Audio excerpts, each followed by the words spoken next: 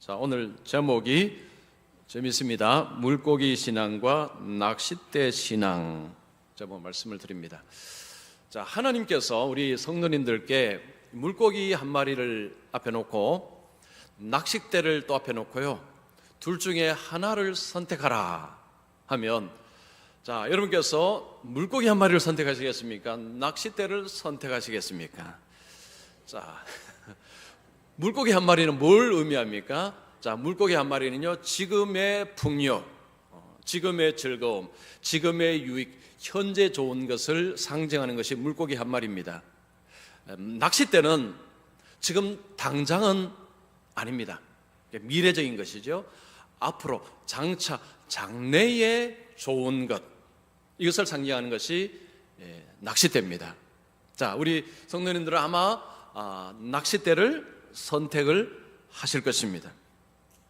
자, 낚싯대를 선택한다는 것을 뭘 의미합니까? 이제 장차 미래를 위해서 살겠다, 뭐 이런 의미죠.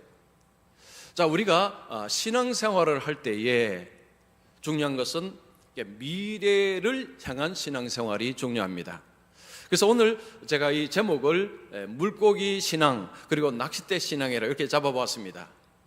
물고기를 선택하는 삶은 물고기 신앙, 그리고 낚싯대를 선택하는 이런 삶은 낚싯대 신앙, 이렇게 한번 규정을 하고 말씀을 드리겠습니다.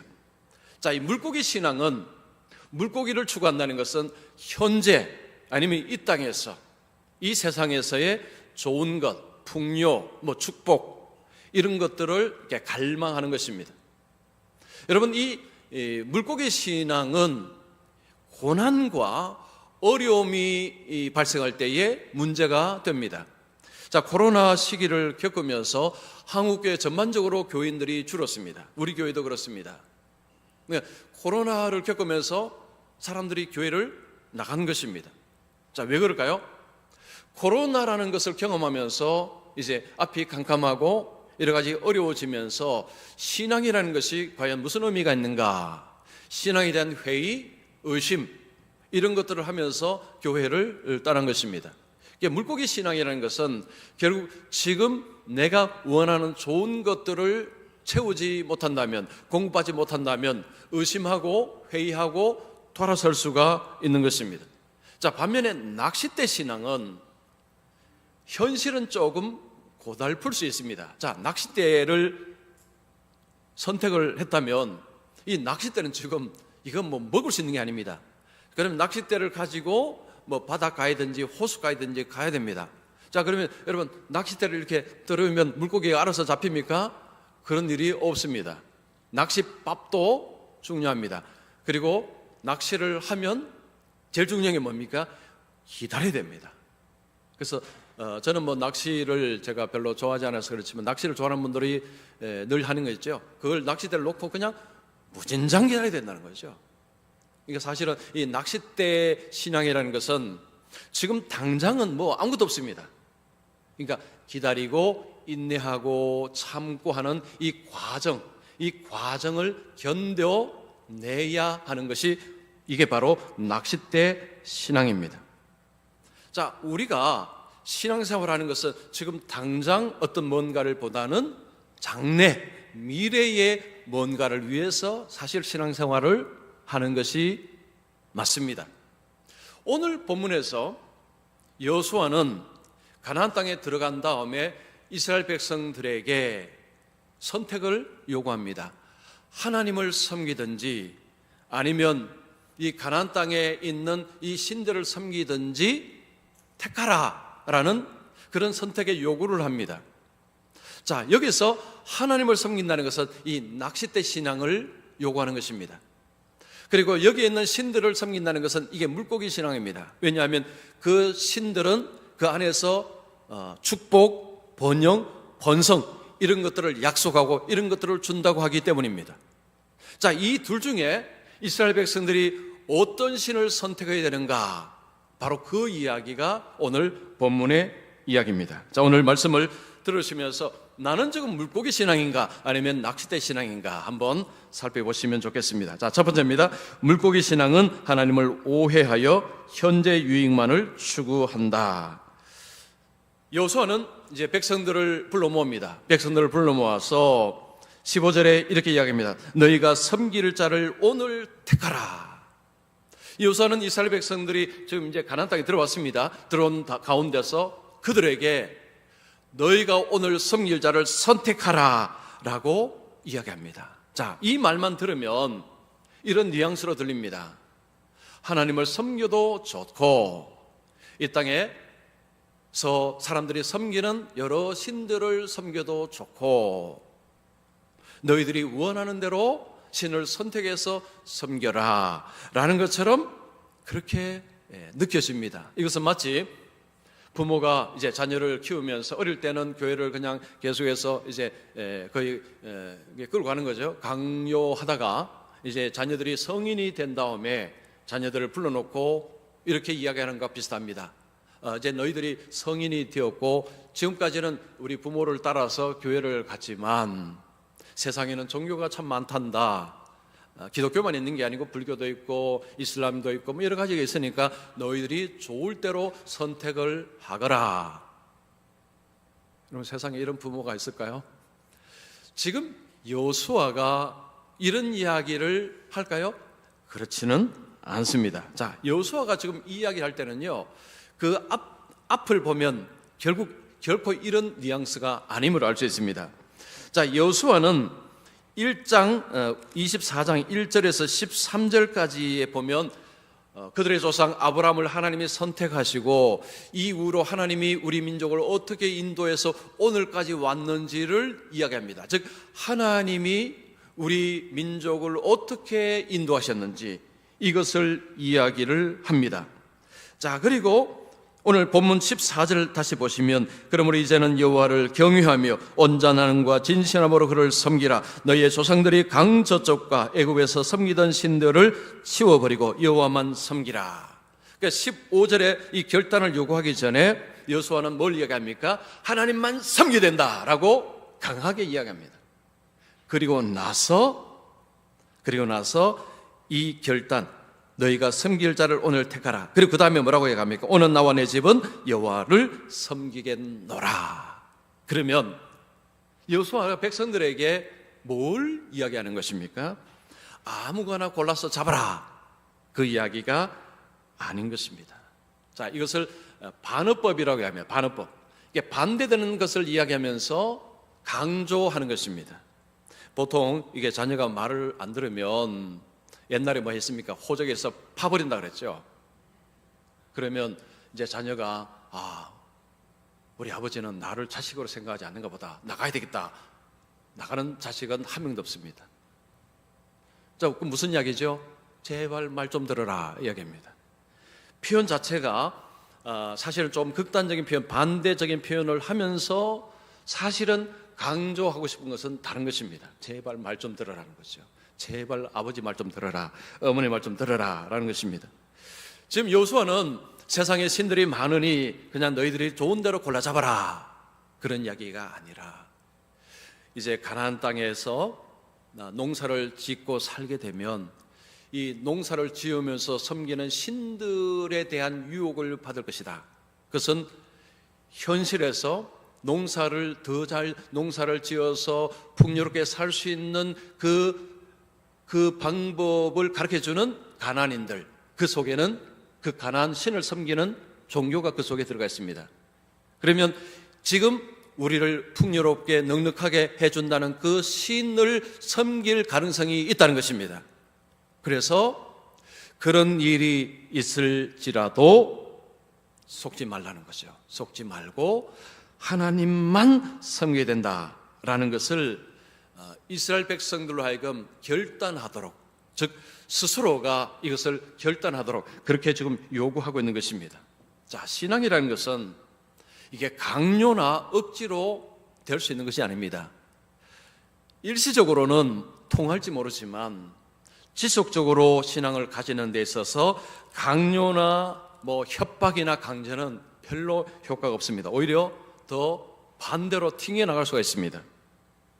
신앙이라는 것은 결국은 스스로가 이게 결단을 해야 되는 것입니다. 이게 자녀들이 점점 이제 커가면서 어떤 결단할 수 있는 이제 그런 기회를 사실은 만들어줘야 되는 것입니다.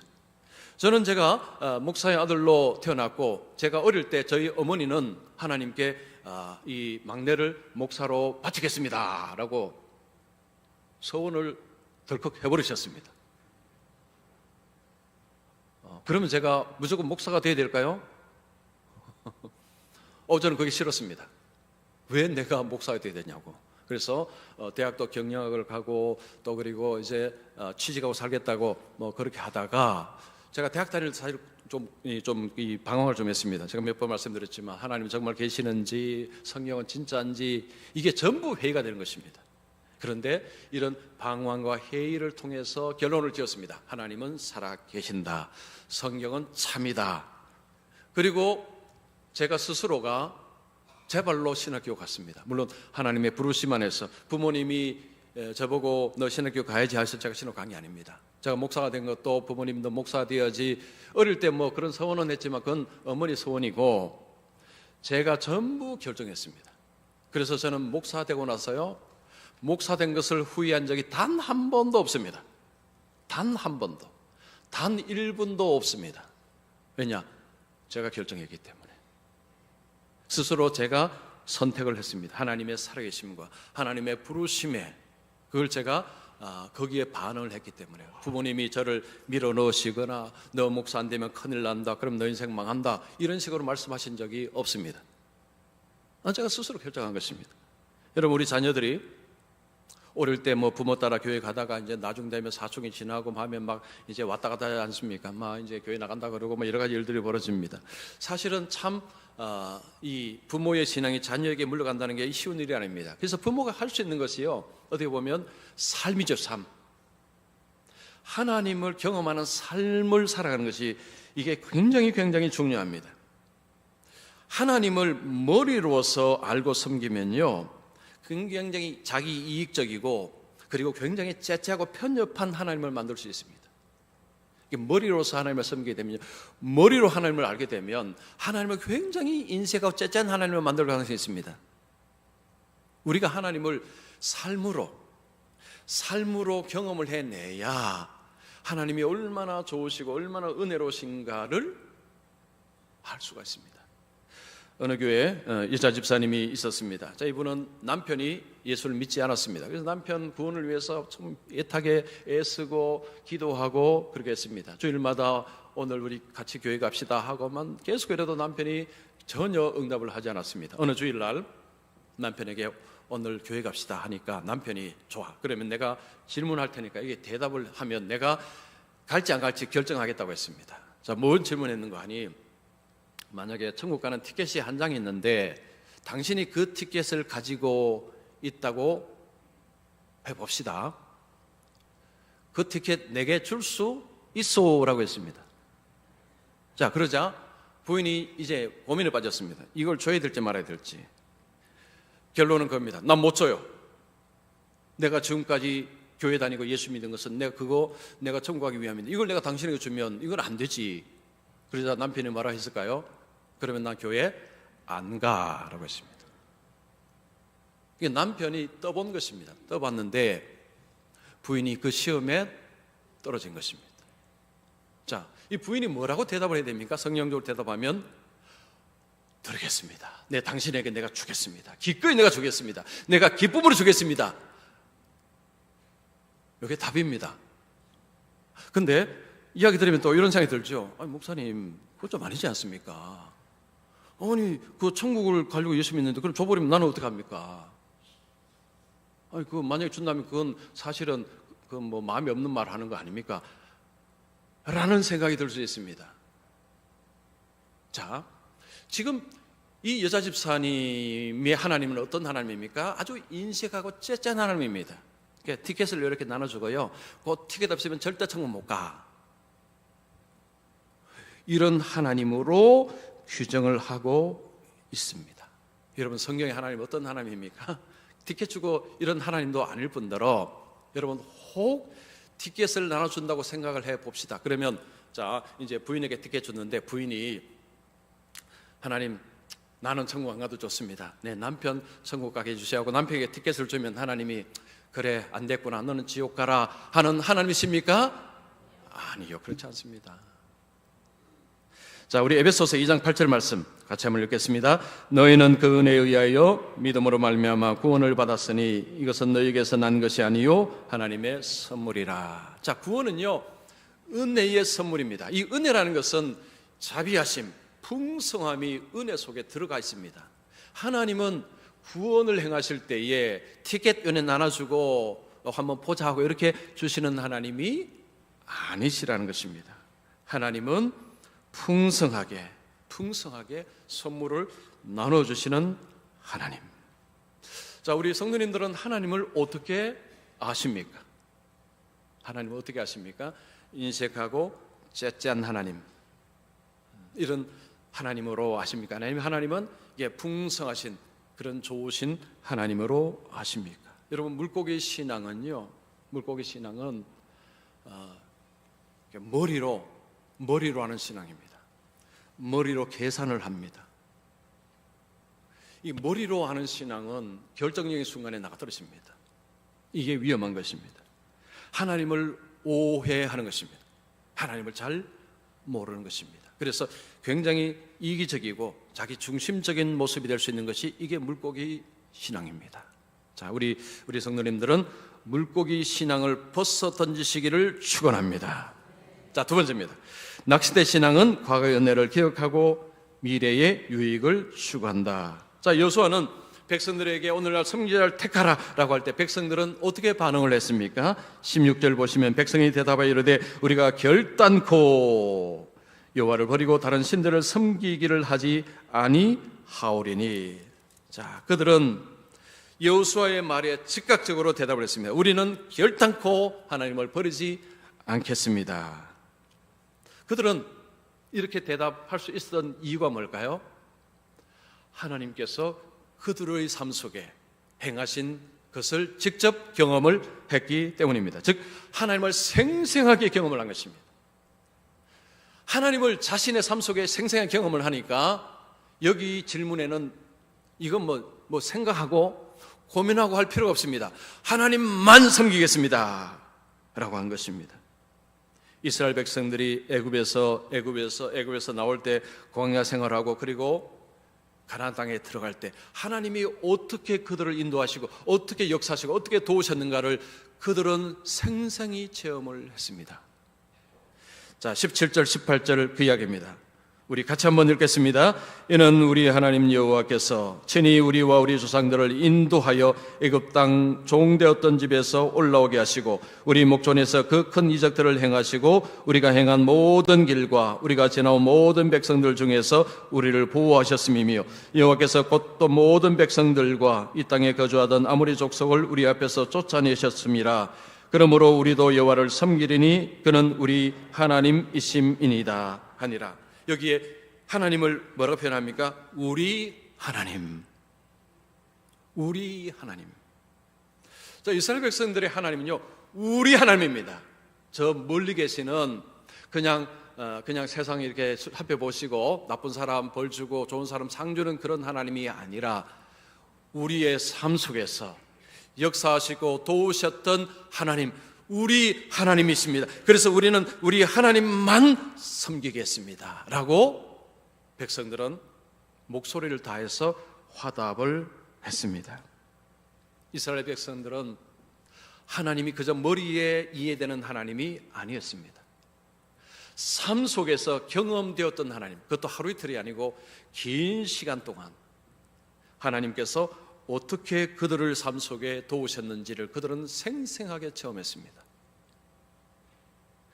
하나님을 그들은 알고 있습니다. 이스라엘 백성들이 아는 하나님은 그냥 머리로 이렇게 계산되는 하나님이 아니라 그 하나님의 크심, 하나님의 권능, 하나님의 능력 이런 것들을 체험한 것입니다. 여러분, 신앙은 머리로서 할 수 없습니다. 일시적으로는 가능합니다.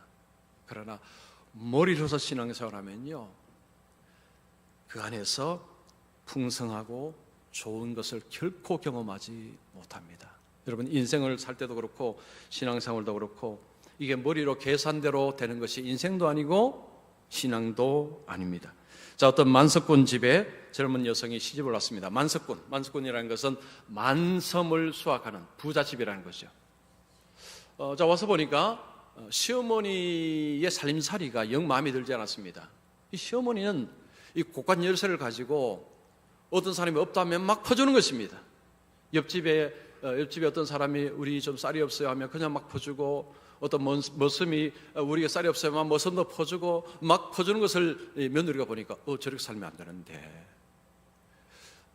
지금은 며느리니까 뭐 다른 소리 못하고 내가 저 고관 열쇠를 가지면 그러면 나는 저렇게 안 하겠다라고 생각하겠습니다. 시어머니가 세상을 떠났습니다. 며느리가 고관 주인이 되었습니다. 며느리는 그때부터 계산하기 시작합니다. 요건 아끼고 저건 아끼고 이렇게 해서 뭐 이렇게 딱 철저하게 딱딱한 것입니다. 자, 그런데 문제가 발생합니다. 며느리가 그렇게 살림을 맡고 나서 이제 만석이 안 나옵니다. 만석이. 그전에는 만석이 나오는데 만석이 안 나옵니다. 왜 그럴까요? 이유가 있었습니다. 그 시어머니가 퍼줌을 통해서 동네 사람들이 그 그늘 아래에서 쉬었습니다.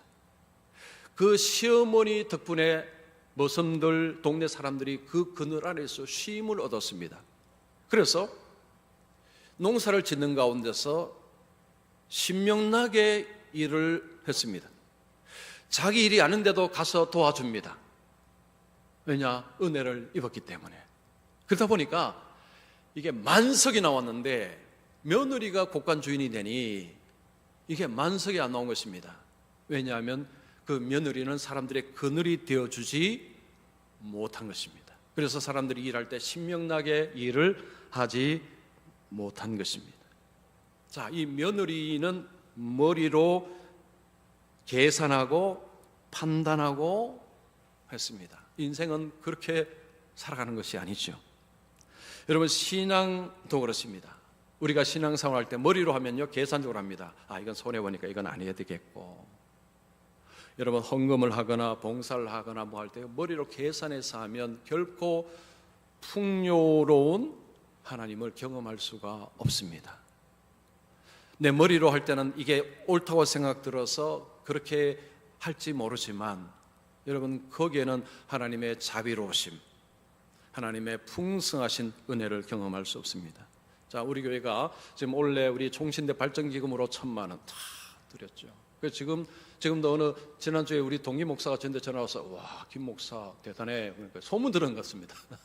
아니, 그렇게 하고 또 이번에 네팔에 또 어이구 또 그렇게 많이 또 했다며. 이거 뭐 제 입으로 한 게 아니고 소문 들어서 저한테 전화가 왔어요.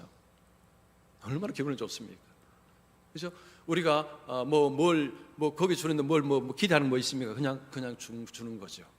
우리가 이렇게 풍성한 이런 것을 이렇게 할 수 있는 것 자체가 저는 너무 감사하고요.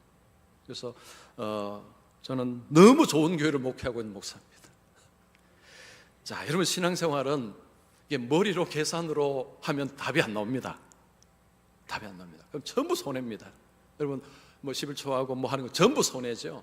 손해 아닌 게 뭐가 있습니까? 왜냐? 내가 바쳐야 되고 시간도 내야 되고 막 이러는데, 여러분 토요일 날 우리 청소하시는 분들 오면 제가 기도에 들어갔는데 너무 감사해요. 너무 감사합니다.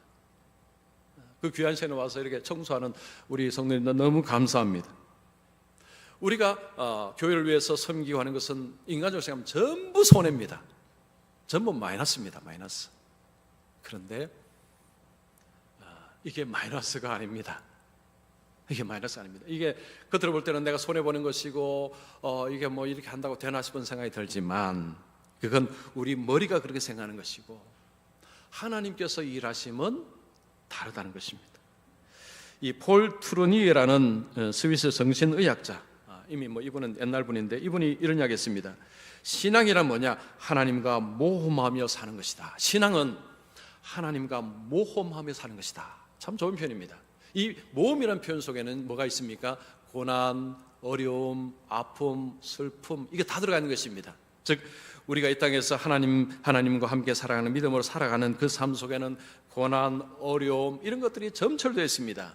그런 삶을 하나님과 함께 걸어간다는 것입니다. 이게 믿음의 삶이고 신앙의 삶입니다. 자, 하나님은 때로 우리를 실패의 자리로 인도하십니다.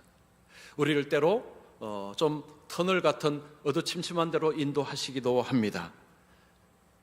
하나님은 우리의 생각과 다르게 일하실 때가 많습니다. 그럼에도 불구하고 우리 하나님은 좋으신 하나님이십니다. 자, 우리 지난주 제가 본문의 말씀인데 오늘 다시 한번 읽어보겠습니다. 이사야 55장 8절 말씀 우리 같이 읽습니다. 시작. 내 생각이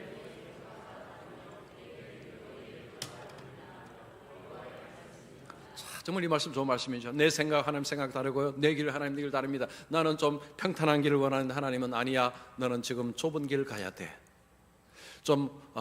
이는 좀 쉬어야 되겠습니다. 아니야, 지금 쉬면 안 돼.